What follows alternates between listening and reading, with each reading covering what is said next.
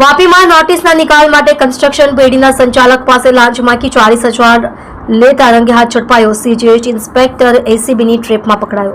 વલસાડ જિલ્લાના વાપી ખાતે એક ખાનગી કન્સ્ટ્રક્શનની ભાગીદારી પેઢીના સંચાલકને વર્ષ 2020-21 દરમિયાન એસજીએસટી અને સીજીએસટી બાકી હોવાની નોટિસ મળી હતી.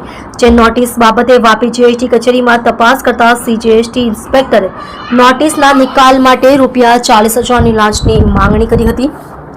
વલસાડ એસીબીની ટીમે સીજીએસટી ઇન્સ્પેક્ટરે લાંચ સ્વીકારતા ઝડપી આગળની કાર્યવાહી હાથ ધરી છે.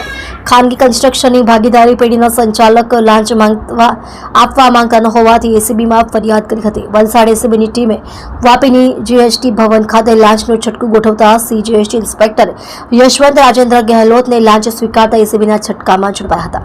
વલસાડ જિલ્લાના વાપીને એક ખાનગી કન્સ્ટ્રક્શનની ભાગીદારી પેઢીનું સંચાલન કરતા આવ્યા છે. જે પેઢીનો વર્ષ 2020-21ના વર્ષનો સીજીએસટી તથા એસજીએસટી સંપૂર્ણ ભર્યો હતો. તેમ છતાં સીજીએસટી અને સેન્ટ્રલ એક્સાઇઝના પોર્ટલ ઉપર પેઢીના સંચાલકે સીજીએસટી અને એસજીએસટીના રૂપિયા ભરવા બાબતે નોટિસ પાઠવી હતી. પેઢી સંચાલકે વાપી જીએસટી ભવન ખાતે જઈ નોટિસ બાબતે તપાસ કરી હતી.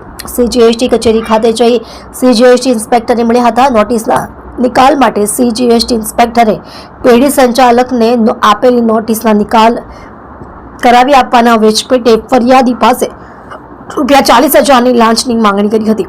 જે લાંચના નાના ફરિયાદી આપવા માંગતા ન હોય એસીબીનો સંપર્ક કર્યો હતો.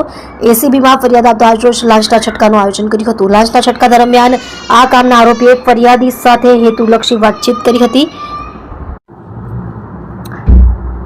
ત્યારબાદ ફરિયાદી પાસેથી સીજીએસટી ઇન્સ્પેક્ટર રૂપિયા 40,000ની લાંચ સ્વીકારતા ઝડપાઈ ગયા હતા. વલસાડ એસીબીની ટીમે સીજીએસટી ઇન્સ્પેક્ટર યશવંત રાજેન્દ્ર ગેહલોતની ધરપકડ કરી આગળની તપાસ હાથ ધરી છે.